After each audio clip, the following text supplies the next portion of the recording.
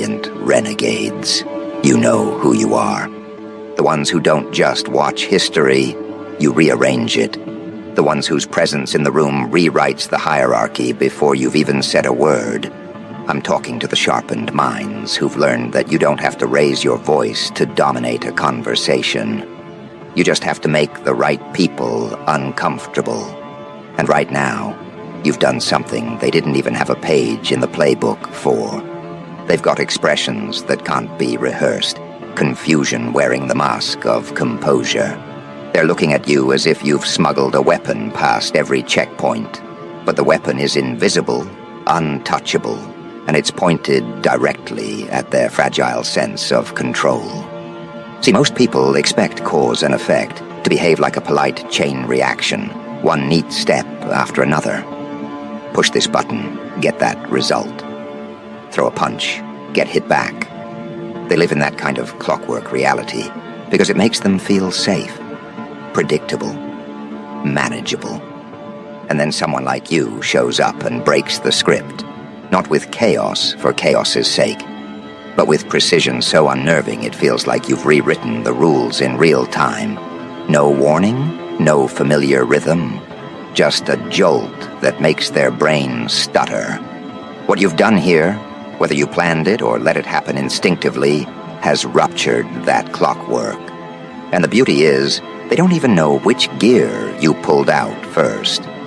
All they know is that the machine isn't making the same sound anymore, and now they're second-guessing every lever they touch. That's the shockwave. It's not just about an action. It's about the aftertaste, the lingering uncertainty that turns even their smallest decisions into potential disasters. They can't calculate what's next, because you've shown them that their calculations don't apply to you. This isn't luck. This is the weaponization of unpredictability. You've taken every assumption they had about your limits, your timing, your reach, and you've burned it. That's why they keep glancing over their shoulders, not for some physical threat, but for the next invisible move you might make. You've turned yourself into a moving blind spot. They can't track you without losing sight of something else. And the funniest part, they still want to believe they're in control. You can see it in the way they keep talking, keep filling the air with meaningless statements, as if words alone could rebuild the walls you just tore down. But deep down, somewhere they can't admit to themselves, they've already accepted that you're not playing by the same laws they've been taught to follow. It's like watching a chess player suddenly realize their opponent isn't even playing chess anymore, but somehow still winning. Now let's dissect the beauty of this. You didn't just do something. You forced a reveal. When people are caught off guard in this way, they show their wiring. The careful masks slip. You see what they cling to when the ground starts moving, and what they let fall. And in that moment, you can measure them with frightening accuracy. Who reaches for old rules? Who panics? Who adapts? Who collapses? It's the purest psychological X-ray you'll ever get. And you got it without lifting a finger in aggression. You just shifted reality a few inches and watched the scramble. But let's not pretend this is just about shaking things up. No, this is about leverage. Every micro-reaction you saw from them is now a data point. That one's impatient. That one needs validation. That one only speaks when they think they're safe. That one looks for someone else to lead the way before moving. And you, with your upgraded awareness, now own the map. You could walk them into any corner you wanted, and they'd think it was their idea. Here's the part they'll never admit out loud. They envy you. Oh, they'll dress it up as criticism, suspicion, even disdain. But underneath, there's a small gnawing part of them that wishes they could do what you just did. That wishes they could stand in a room and bend it without raising their voice, without asking for permission, without explaining themselves. You've demonstrated a freedom they can't touch. That's why they can't stop thinking about it. And you can already feel it, can't you? That subtle shift in the air. People are looking at you differently, some with caution, some with awe, some with resentment they're trying to disguise. But they're all looking. That's the first step. You've claimed space in their minds. The next step is to hold it, to make sure that every time they think of you, they remember that moment when their mental framework short-circuited. The trick now isn't to repeat the same move. That's what they'll be hoping for, so they can study it, predict it, neutralize it. No, your next move has to be stranger, sharper, more elegantly irrational than the first. Keep them chasing ghosts. If they think they've found your pattern, you drop something that makes the pattern meaningless again. That's how you starve their confidence and feed your presence. Here's the secret most people miss. Control isn't about being the loudest or the strongest. It's about creating an environment where they adjust to you, where their comfort depends on your next decision, where the absence of your action feels just as heavy as the action itself. That's the level you're playing on now. The level where doing nothing at the right time is louder than doing everything all at once. And understand this, they will try to reframe the narrative. They'll tell others you got lucky, that it was a one-off, that you were just reacting. They'll build stories to shrink what you did into something manageable, because the alternative is admitting they just got outmaneuvered in a way they couldn't predict. Let them. Every word they use to downplay you will just be a reminder that they had to talk about you in the first place. That's the part most people don't get. The conversation about you is part of your control. They think they're dismissing you, but they're reinforcing your relevance. You've become the phantom variable in their equations, and they hate equations they can't solve. And when you're the unsolved problem in someone's head, they work for you without realizing it. So what now? Do you strike again immediately? No, not yet. Let the tension breathe. Let them sit with the idea that you might make another move at any moment. The more they anticipate, the more they waste energy preparing for something they can't prepare for. You're not just in their space, you're in their schedule, their mood, their subconscious. Right now, every action they take is filtered through one unspoken thought. What if they do it again? That's where you want them. Because once that thought takes root, it starts growing on its own. You don't even have to be present for it to influence their behavior. That's the true shockwave, the ripples you cause when you're not even in the room. But here's the deeper layer, and it's the one they'll never see coming. While they're obsessing over the surface, the visible event that rattled them, you're already moving underneath. Every distraction they chase leaves a blind spot you can use. Every false assumption they cling to is a lever you can pull later.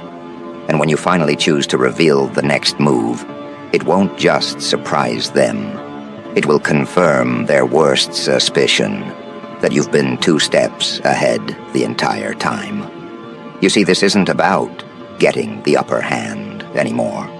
That's too small. This is about reprogramming the way they see you entirely. You're not just a rival, a player, or an opponent. You're becoming something more abstract, more difficult to challenge, an idea they can't pin down, a force they can't measure, a shadow they can't follow without getting lost. And that's where the real artistry begins. Because once you're no longer bound by their definitions, you can't be defeated by their methods. They can't win a game they don't understand, and you've just made sure they'll never fully understand yours. They'll keep watching. They'll keep speculating. They'll keep trying to reverse engineer whatever it is you're doing. But they'll never get it right. Not because they're not smart enough, but because you're not operating in the same dimension they are. You're playing with layers they can't even perceive. And every failed attempt to predict, you will only deepen their frustration and your grip. Now, here's where it gets even more interesting. While they're burning themselves out trying to keep up, you get to move at your own pace. You control the tempo. You decide when the next shockwave hits. And by the time they think they're ready, they'll be too busy untangling the last one to survive the next. Which means the only real question now is, how far do you want to take this? Because let's be very clear, you are no longer a participant in their world. You are the axis it's tilting on. They may not want to admit it, but you already know. That look in their eyes isn't just caution, it's recognition. They've clocked you as the one force in their orbit they can't map, can't tame, can't buy.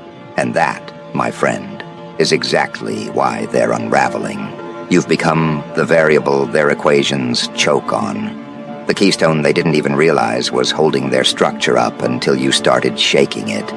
And you're doing it without screaming, without asking for permission, without even breaking stride. That's why it's not just disruption, it's destruction. You're not making their lives harder. You're making their foundations irrelevant. They thought the worst that could happen was you embarrassing them. Wrong. The worst that could happen is exactly what you've done, making them question everything they thought was safe. See, when a wall collapses, it's easy to point at the crack. When the ground collapses, there's nowhere to stand. And right now, you're the quake they can't stop. Here's the beautiful paradox. They're not just reacting to what you've done. They're reacting to what they think you might do next. That's the mark of real psychological dominance. They're losing not because of one move, but because their mind is now playing against itself. You've infected their decision-making process. Every choice they make has to pass through the filter of, what if this plays into your hands? And the longer they hesitate, the deeper the cut. Now let's talk about the weight of what's really happening here. You didn't just win a moment. You shifted the hierarchy. Before you, their power felt solid. It didn't matter if it was built on lies, ego, or illusion. To them, it was real. Then you showed up and proved that all it takes is one person with precision, clarity, and the will to act without fear. And the whole thing can tilt. That's why this feels like shock to them. It's not because they didn't think you could land a hit. It's because they didn't think you could change the room with one. And you did it without playing their game. That's the part that really burns them. They have a playbook. Every move you make, they think they've seen it before. But you, instead of following the map, set fire to it. You didn't just take the road less traveled. You dug your own tunnel underneath theirs and came up right where it hurt most. That's why it defies logic in their eyes. They can't see the threads you're pulling because they've spent their whole lives believing the only way to win is to follow the same tired patterns. And here you are, writing your own language mid-sentence. They can't read it, so they assume it must be some trick. It's not a trick. It's just that you've outgrown the limits. They still live inside. And here's where it gets merciless. You didn't just land a hit and walk away. No, you left the kind of mark that lingers. Every time they try to rebuild, they'll have to account for you. Even if you're not in the room, you'll still be the ghost in the walls. You've made yourself a permanent consideration. That's how you become the reason for their destruction. Not because you attacked once, but because you altered the terrain, so they can't move without thinking of you. Watch them now. Watch the way their strategies start bending awkwardly around the space you've claimed. Watch how they'll try to convince themselves you were a momentary disruption while adjusting everything in reaction to you. It's almost poetic. The same mouths that said you didn't matter are now rearranging their moves to avoid you. And here's the kicker. You don't have to rush. You've already detonated the first charge. The shockwave is still moving. The more they scramble, the more mistakes they make. The more mistakes they make, the easier it is for you to apply pressure exactly where it will shatter them. You're not chasing them anymore. They're running into your traps by instinct. You've turned their arrogance into a liability. Before you, their confidence was an asset. They thought it made them untouchable. Now that same pride blinds them to the reality of their position. They can't admit you've taken control, because admitting it would mean accepting they're no longer at the top. So they'll double down, they'll overcommit, they'll throw resources at the wrong things, all because they can't bear to look the truth in the face. And every time they do, you tighten the noose. Not by force, but by inevitability. You don't have to attack every day. You just have to let them keep walking into the same wall you built for them. Eventually, their own momentum will break them. That's the quiet brilliance of what you've set in motion. Their destruction will look self-inflicted, but you and I both know who handed them the shovel. Understand this: destruction isn't always loud. It isn't always fire and ruin. Sometimes it's the slow erosion of certainty, the gradual bending of rules until they don't recognize the game anymore. You've put them in that erosion cycle, and it's eating at them more than any single defeat could. Because a single defeat can be explained away. A constant slide into irrelevance? That's harder to excuse. And it's all because you refuse to play by their scale of measurement. They count wins and losses. You count shifts. And this, what you've done, is a shift so deep that it changes the way they'll have to think from here on out. That's not just victory. That's rewriting the script. Now let's not underestimate the ripple effect. Your move didn't just affect them. Everyone watching saw it. The observers, the opportunists, the ones who used to side with them because it was safer. They've all felt the tremor, and some of them are already recalculating their loyalties. Nobody wants to back a sinking ship, and you just made it painfully obvious which way this tide is flowing. That's another layer of destruction, the bleeding of their influence. Even if they hold on to the illusion of power for a while, the truth is already spreading. People talk, people watch, people notice when the untouchable gets touched. And the moment others realize you can't be stopped the way they expected, the exodus begins. Quietly at first, then like a flood. Which brings us to the sweetest part. They'll try to fight this new perception, but the fight itself will make them look weaker. Every defensive move they make will be read as proof that you've rattled them. And the more defensive they become, the less room they have to advance. That's how you trap someone without ever laying a hand on them. You make them fight shadows until they've used up all their strength. And here's the truth they'll never say out loud. But you can see it in the corners of their eyes. They know this ends with you standing where they used to stand. They might hope it takes years, that something will stop you before you get there. But deep down, they've already accepted that it's just a matter of time. That's the dread you've planted in them. The knowledge that they're not just losing, they're losing to you. Because you're not an accident, you're not a lucky break, you're the inevitability they never planned for. And now that you've shown them you can move the ground beneath their feet, there's no going back. You've changed the relationship forever. They can't treat you like a nuisance anymore. You're the new gravitational pull, and they're caught in your orbit, whether they like it or not. The destruction won't be sudden, and that's the best part. It will be a series of collapses, each one making the next easier. The kind of slow dismantling that leaves them with no single moment to point to as the loss. Just a long string of moments where you took another piece from them. Influence here, credibility there, allies disappearing one by one. Until one day, they look around and realize the room is empty. And you're still standing.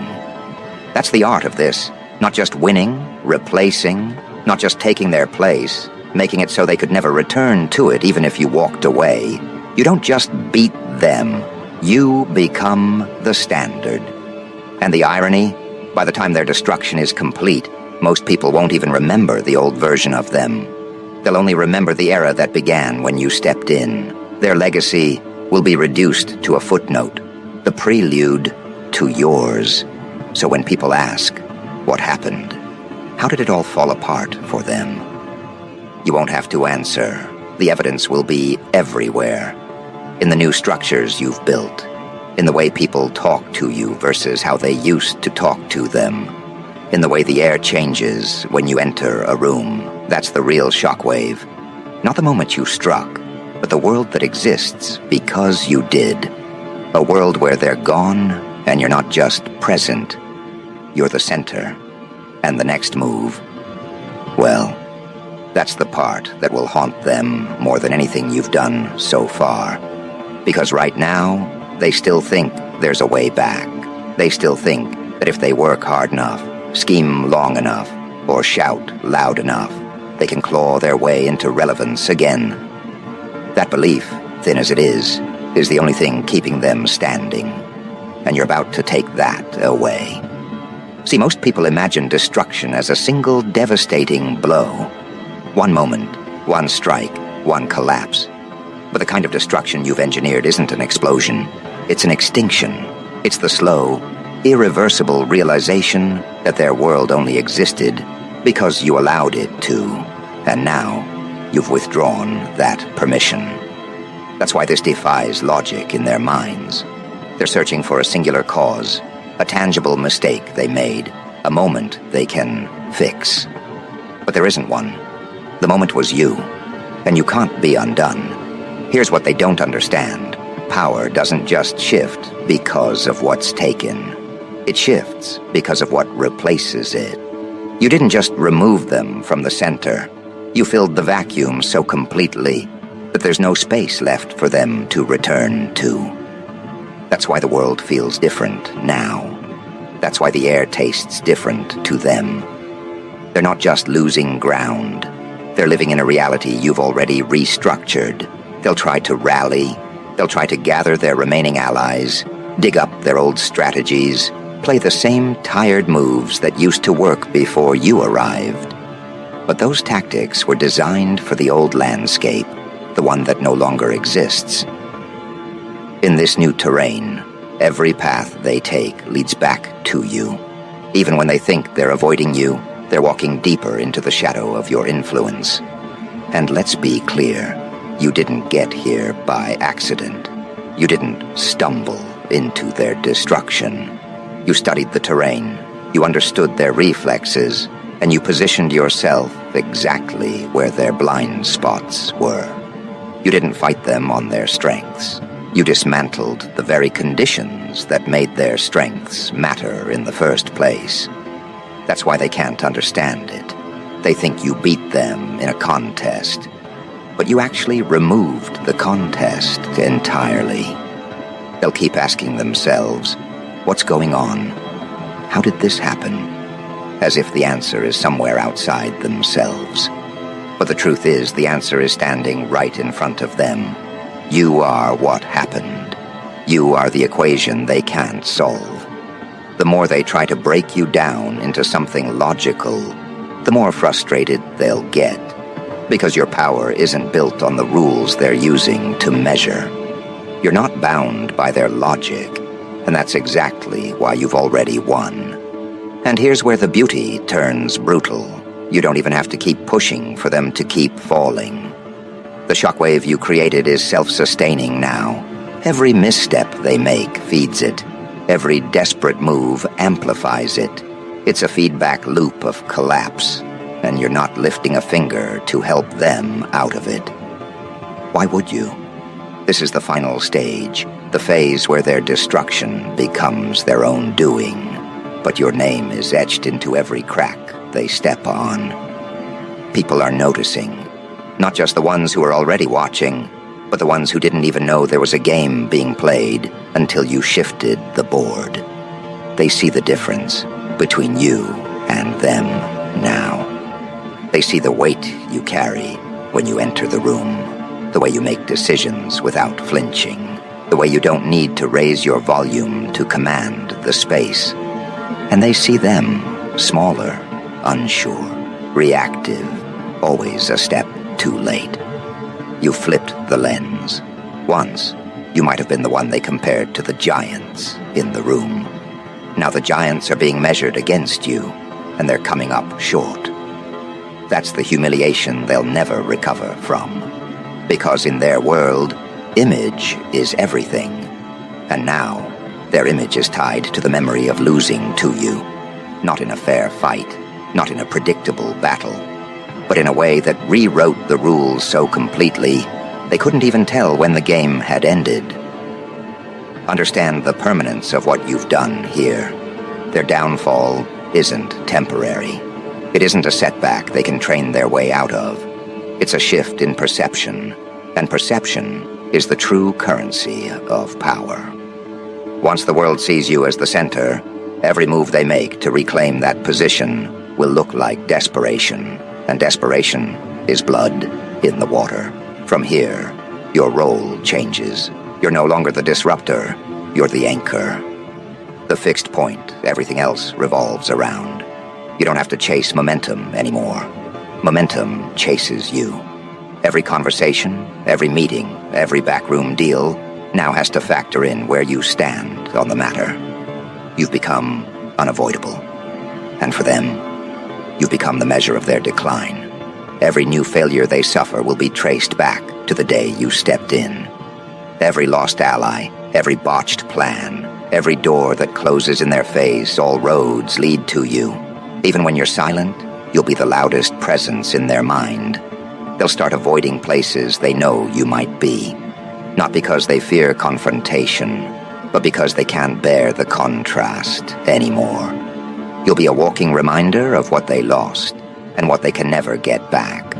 And the more they avoid you, the more irrelevant they become. Their absence from key spaces will speak louder than any excuse they can give. This is where the destruction becomes total. Not because you erased them in one grand strike, but because you made their existence optional, and the world decided it didn't need them. That's the final cruelty. They won't even get the satisfaction of a dramatic end. They'll just fade, little by little, while you continue to expand. And here's the twisted part.